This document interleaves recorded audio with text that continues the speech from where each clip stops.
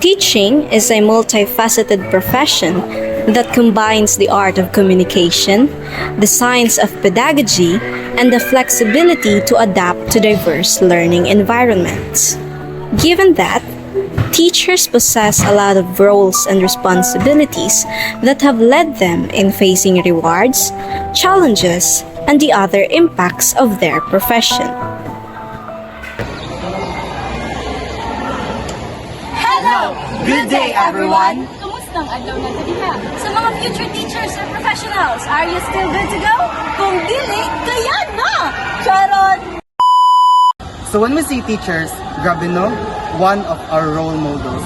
They are one of the agents of change na nag-help on molding the future of the students. And upon their teaching experiences, nadyo sila galay lahing kaagi sa ilang pagpantudlo.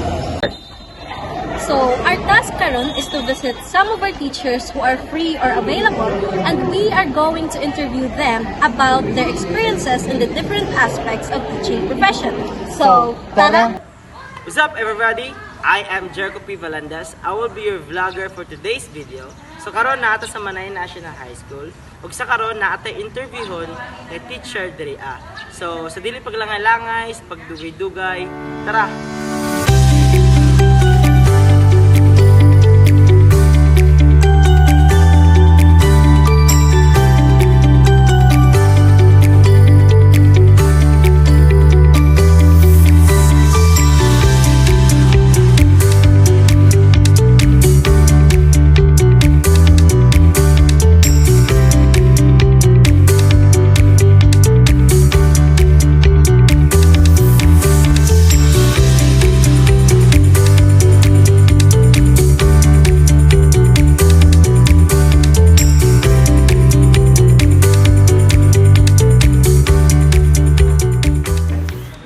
Hi everyone, I am Jericho P. Valandas. So naata karon sa Manay National High School faculty room. And karon akong ipahila-ila ang ato ang pinakagwapa, puutan, at down to earth nga teacher of course talented ni siya ka teacher na mo dito sa MNHS o kini si Ma'am Idol April. Hello everyone! Hello! We have questions here na i-interview natin sa teacher, Ma'am April. And these questions signifies the essence of a teacher. So, first question po, Ma'am. Ang question is, what's your philosophy when it comes to teaching? Philosophy when it comes to teaching is the student-centered learning. Why? Because in student-centered learning, teachers serve as a facilitator and prioritize the students' learning, students' individual needs, fostering an environment and make sure that students take the responsibility to learn by their own. That's why I choose student-centered learning. The next question will be, what are some of the daily responsibilities you handle as part of your teaching duties? Daily responsibilities as a teacher, we act as a second parent to our learners. So first, we ensure the safety environment for our learners, then assess the students' progress and giving feedback to the students, and also planning and preparing and planning for the lessons for the students. Next question tayo. Number three na question is, what are some of the biggest challenges you face as a teacher? And follow-up question is, how do you handle and overcome those difficult challenges? For me, biggest challenge as a teacher is the equal opportunity such as training, seminars. For example, dari sa school, no? Ibali, for example, may mga training or may mga seminars, ang ginapadala lang ginahan nila is kanang mga master teacher, mga head teacher. So kami mga teacher 1, mga teacher 2, magpuyo lagi mo rin malinaw, magtuloy rin sa school. So as a teacher, gusto na ako kami nga mga baguhan, i-appeal po ni padala sa seminars, sa trainings, para as refreshment, no? kay ang learning ba yan is a continuous process yun na siya. So dilibot pa sabon nga teacher namin, dili namin pwede maka-learn. So dapat akong hangyo na taas a teacher na dapat especially kami nga mga baguhan, so para dili mas stagnant ang among pagtuon, so dapat i-apply po ni sa mga seminars, mga trainings, so para ang learning namo kanang fresh pa kaayo ba para ma-relate po namo sa mga students, no? So yun sa namo pag-handle through webinars online. So ito na lang ni kanami mga nakainamo ko yung mga free webinars. So dito na lang ginagatan-aw, at least naman dili mas stagnant ang learning. So katulad. Okay, let's move on to the next question.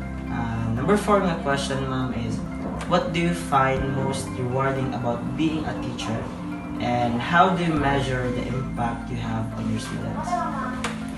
Being rewarding as a teacher is the respect that you can get from your students. For example, para sa ako, walang para sa ako, mas saludo ko sa mga bata na kanang grabe o kanang ang ilang pag-instill sa values, kanang ang ilang pundasyon sa values is kanang taas kaayo.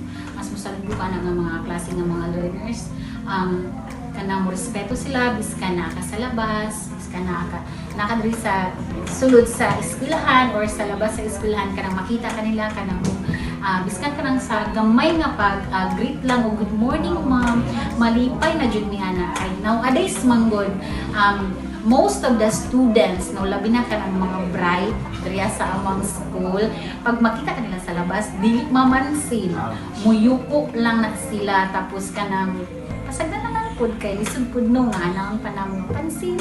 Pero we really appreciate the learners nga kanang biskan na sa labas, biskan ka nagkalisod, nagsakay og motor, manawag, hi ma'am, hello ma'am, good morning ma'am. So kana lang jud ang akong ginapakuan sa mga students na ay maayong pamatasan. Kay ingon pa kung na ay maayong pamatasan, layo ang imong maabutan. Kana Na tayo sa second to the last question. Number 5. How has the teaching profession changed since you started po, ma'am? It taught me to be more patient, no? Kanang kay sa una man good, first 2 years na ako diri apang tulo kanang kasi na akong patience is kanang gamay ra gid kaayo, short lang gid kaayo. But as the years gone by, mag 6 years na ako diri as I manage is sa sulod sa unong katuig is kanang taas na akong pasensya. Kanang versatile na ko, dili na ko para sa una nga kanang sa una madala na ko ang problema diri sa eskwelahan. For example, gisapon ko sa mga students, madala na ako sa balay, pero karon kay kanang pwede na nako ibilin diri ang akong kasabot sa mga estudyante, mabili na nako siya. Tapos karon taas na gid ko pasensya kay sa una dahil ko makasabot ka ng mga rason sa mga students kay ani mo wala mi kabot. Pero karon ang gina-consider na gid nako ang ginatanaw na nako ang ilang family background kay diverse ba yato mga students. So mo gina siya nagkuan sa unong katuig, no, gitaas niya ang akong pasensya. Okay, so punta tayo sa pinaka-last na question. The last question po, ma'am, will be, what advice would you give to someone, for example, me, considering career in teaching po?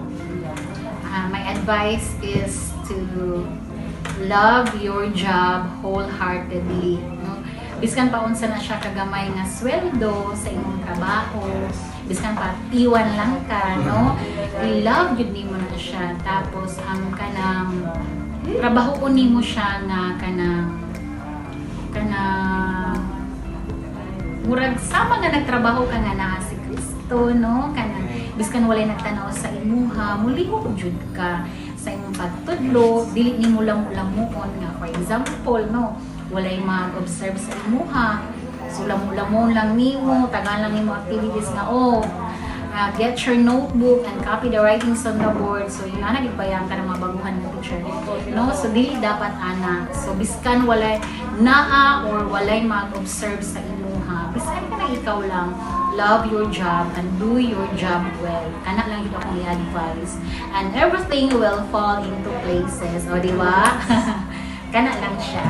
Love your job lang yun. So guys, isn't it amazing na naatay ani ka gwapa, talented o kanang genuine, sincere nga teacher nga. Wala siya laing buhaton kundi para sa for the sake of her students. So and also please follow Miss Idol on Facebook. Yes, please follow her on Facebook. And yun lang po. Thank you for watching and listening. Goodbye. Bye! So we are here at the Breakfast Club to interview one of the teachers from La Filipina National High School. Tara, ubanta! Good afternoon, sir. Welcome to the interview. So, what's up your name niyo, sir? Good afternoon, I am Ramil Parecto Habon. Ano edad din mo, sir? I'm now 25. Then, pila ba ka years in teaching, sir? I've been teaching in DepEd for 4 years. Magpo 4 years na ako this coming August 17. Agi po ka nga school nag-sponsor to po, sir. Teaching sa La Filipina National High School. Okay po, sir. So po nga your level among the handle po ron, sir? Karon at the moment, I'm handling grade 10. Okay po, sir. So first question po, sir. So, what is your philosophy po, sir, when it comes to teaching po, sir? Ano sa po yung mga philosophy in teaching po? Okay, for me, I've been teaching for about 4 years in public school. What I've realized, the philosophy that I should have is that teaching should be interactive and relatable. Because if we go deeper with academics alone, it will just be very boring. You should actually have these approaches, strategies that will actually give the students a chance to interact with you in your class, because it's very impossible to have lifelong learning if there is no interaction within the classroom or inside the classroom. That's really my philosophy right now, because there are really a lot of students who will just enter the room having a lot of struggles behind of their smiles, behind of their laughs. So at least man lang during that class and during that 1 hour period, they will forget their problems and they will, find the class, the discussion fun and that is worthy to learn with. Tama po, sir, na dapat po, in teaching po, di lang po dapat na learning about concepts. Dapat, teaching po also involves the hands-on activities po for them to be more engaged and to make the learning more meaningful. Especially po sa KUA, because I'm teaching Filipino subject. And it's very impossible to students to know about pangalan, pandiwa, panghalip. They don't know about that. That's why you really have to go to basic, and it's very disappointing kasi grade 10 na. So what I'm going to do is that, okay, aside from importing the concept, after that, I will really try to have a social issues parang related social issues, and then try to relate to those to personal experiences that they have, para mas makuha nila ani di ay good. Kasi the Filipino subject itself is boring. So it's really challenging how to impart the lesson, how to impart the concepts, and how to relate it to students. That's really my philosophy na it should be interactive and it should be relatable. Okay, so for second question, sir, what are some of the daily responsibilities you handle as a part of your teaching duties? Responsibilities, part of the teaching duties. I feel like to know every student concerned. Beyond of preparing PowerPoint presentation, beyond preparing your lesson, reading in advance. Pero in my case, I don't read in advance because I feel like all the lessons that I have right now, I feel like I studied it already when way back in college. Without any sense of bragging, parang, I know this. And di man po pwedeng dito ka sa pinakalisod na concept with sa bata kasi it will be very hard for them. As what I have said kanina, lisod man gani ang basic for them to know how about the difficult concepts. That's why beyond that, one of my responsibilities talaga as a teacher is that to know every student concerned, because you will never know kung anong badlungon siya, anong hawd kayo sa klase. Behind that, I mean, kung gusto nila mga stories to tell. So, mo gin akong responsibility, especially sa akong advisory, kay you should really know them. Kay nabi ang good sa to teacher nga, mo judge ta diretso, it's either mga saba ta diretso sa bata without knowing them. That's why we really have to know them. We have to know their concerns for us also to know of how are going to approach them. How are we going to address different concerns? That's why more than the responsibility of preparing your lesson every day, preparing yourself also as a teacher, being professional and being effective, is that really to know their concerns. Because if you will know their concerns, if you will know them, it's easy for you to just go with the lesson. And more than that is that having a smooth good flow of having interaction with them every day. Imagine good, every day ka mag-interact with them and you're just only one and you will be interacting hundreds of students every day. So kung maila-ila ni mo sila, sir, dira po ni mo mamit ilang needs. Yeah, exactly. Because I have experienced this one time. Badlungon ka nga bata, and I don't know kung anong badlungon nandito kayo niya. And especially kita teacher, makalimot na dito consider na usahay mo. Masuko ta, impulsively. Right away, masuko ta. Pero after that, I have to talk to the child. After the class, yung siya lang talaga alone. Kay gusto na ko may balan. Unsa di ay nga ana. And when I knew it na ani di kagubot ang pamilya. And the saddest fact right now, manggod, is that most of the students that I have, wala silang mga middle name. I even wanted to write an article about that. Nakanagong, nanong wala may middle name ang mga bata. I want to have a kanang article about sa feature, mga grabe, malindot na good kisa. And it touched me ba kay, it moved me ba kay, alam nung, nani da ay karon. So, that's really the responsibility as a teacher right now, na you really have to know your students well. Thank you so much, sir. Proceed to number 3, sir. What are some of the biggest challenges you face as a teacher? How do you handle and overcome those difficult challenges? In my first year of teaching, I can still recall, I told to myself, dapat di ay gi-appeal sa ProofEd ang SF1 to 10 school forms sa DepEd, because that's something that I really don't know. Stranger kay ko ana, or strange kisa ko bang unsaon man ni. I'm going to, na-feel na ko nga bulok kay ko, incompetent kay ko with regards to paperworks. That's one of the biggest difficulties that I had during my first year in teaching in public. Na mag-read of forms, it's not easy for me to prepare all those school forms. That's something that I did not prepare.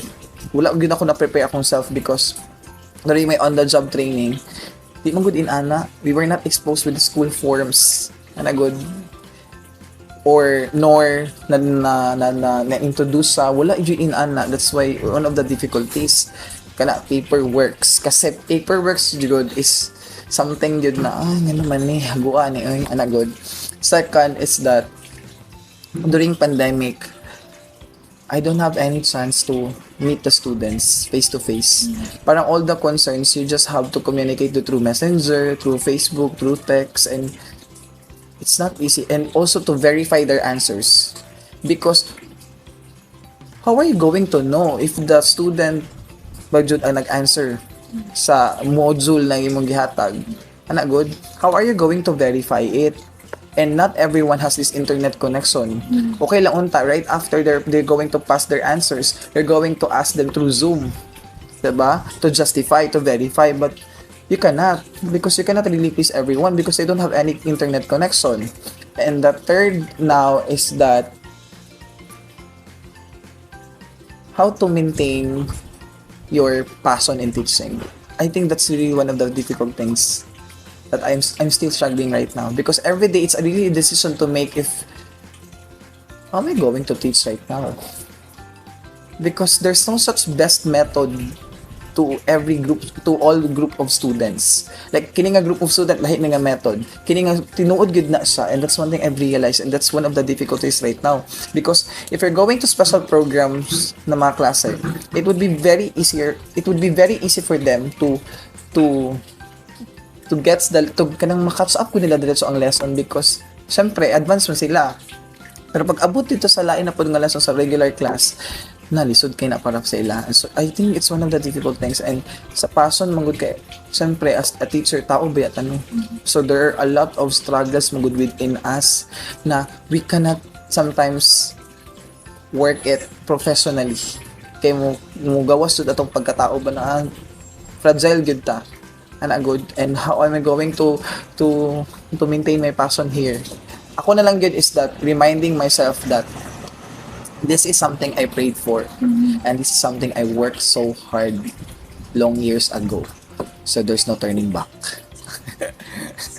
Tinuod kita na mag-yan. So, labo nagka ng nasagpa ka sa realidad, sir. Yeah. Kanang ideally, abi ni mauni imong gusto, pero pag situation, Kuan, one of the difficulties you set your standards at first kasi you're so very ideal. You're so ideal ba na, ay, dapat pag mag-teach ko in students should learn, pero once you are in the field already, ay, hindi in the students, most of the time, you will be the one to adjust for students. Not students will adjust for you. Especially in the public school, dili gyud. Kung nanay nabagsak tiraan, nanay different concerns, ikaw gyud mong bisita ana. Ikaw gyud mong gukod sa bata. Dili gyud ang bata ang mogukod sa imo. Ana gyud. So that's one of the, biggest difficulties that I had. thank you, sir. Thank you. Okay, so hello, sir. So for the first question, sir, so what do you find most rewarding about being a teacher, and how do you measure the impact you have on your students? More than the certificates that you have received, more than the popularity sometimes, because students will really tell to everyone magod of how good are you. More than that is that when one student approached me and told me that, thank you sir kay dagan kay kog natun-an sa imuha, and thank you sir kay tungod sa imuha kay mas gusto pa kong maningkamot. It's not a dramatic scene na kanang lahi giday siya. Abi na ko kanang before kay stricto mo ko nga teacher. I'm really strict. Kay ay gina-impose na ako ang rules within the classroom. So ana ba? So akong ginakondod kay kanang natandog ko because there was one time a student ko na approach ako, and it's for me that's really rewarding. Good, kana gud ang pinakadako. And when I had my last PTA meeting last time with the parents, after I discussed the agenda, there were parents who raised their hands and who extended their pasalamat sa ako because I was able to touch the lives of their students, that I was able to mold their children well. Kana kay kanang murag hala nagtrabaho raman ko bay. And I did not imagine ba na mabot day ko sa inana nga point. Ana good, and it's very rewarding, especially sa ako nga tao na kanang for me kay murag it's not material things are no longer important sa ako ba. Murag kana good nga makatandog lang ta sa life mo pud na ang naga-fuel sa ko mo na naga-continue pa kog teach. So lamay ka siya sa feeling, sir, kanang murag exactly. kuan kay siya nga na kuan nimo ang mga students, na mold nimo sila kanang kay siya kanang fulfilling kay siya sa Fulfilling siya. feeling. So for the fifth question, sir, so how has the teaching profession changed since you started? It changes my life. It changes the life of my family. Swear, because I'm the first professional in the family, and it's a dream come true. Because it's a childhood dream. I can still remember when I was still young, I was trying to act as a teacher in front of my childhood friends. Tapos can you imagine? Tapos ikaw sa una magtanaw lang ko sa mga teachers. Hala, how do nila I want to become like them. Tapos ngayon ako na daay karon. Seeing my name na advisor na ka, seeing my name na coordinator na ka, parang it's really a dream come true, and it changes my life because now I have a bigger responsibility. Now you cannot actually talk of whatever you want to talk, whatever you want to say, because since you're a teacher, so you're a role model, good. And especially with regards to finances, you can finance yourself, you can extend your help to the family already, so it really helps a lot. So murag passion jud ni mo ang teaching, sir, ever since Yeah, passion ano gid ka, sa. bata pa ka? Passion gid sa kay bisan despite mo sa kakapoy na ko karon. Love ko magud ako ang teaching. I love imparting knowledge to students. I love engaging with students. And now we are down to the last question, sir. So, what advice would you give to someone considering a career in teaching? Just be sure that your career that you're taking is really your choice, because it's never easy to become a teacher. It's never been easy to become a teacher.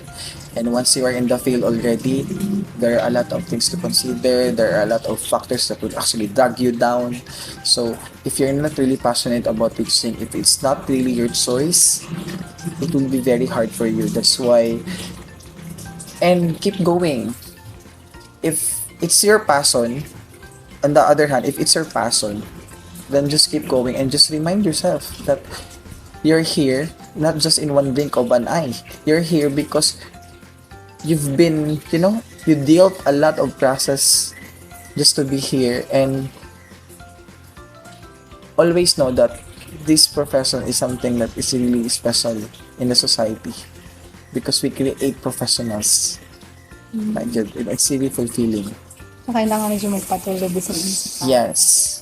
Keep going yun. Kapoy man pero laban. Laban na siya sa life. Mura to. Go. Okay, so that's all for the interview. So as a teacher education student and hearing the story of Sir Ram, we really have learned a lot of lessons upon his teaching experiences. So that's all for the interview. So thank you. Bye.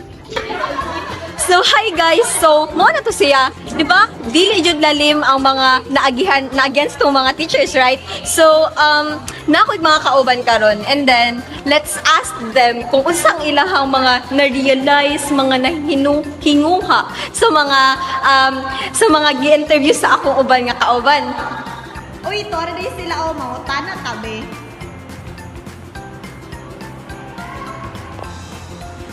Uy, joke. Uy, Shane, Based sa na-interview nila kagaina ba, unsa inyo hang na-realize? ay sa katong interview nila kagaina. Oo. Para sa ko kay makaingon jud ko nga kada teachers ni respetoon jud nato sila kay lahi-lahi sila og principle sa kinabuhi, nya the way pud sila magtudlo lahi-lahi sab. So kanang ilahang style sa pagtudlo, isa po na sa rason nga no respetoon sila kay for example, kung ang ilahang prinsipyo is kanang dapat mag-stand firm din ka sa imong tinuuhan. So, makaingon po ang mga students ba nga, ay tama din si ma'am or si sir na dapat ingani, dapat firm ta kung sa nga to ang pagtuo sa kinabuhi kay para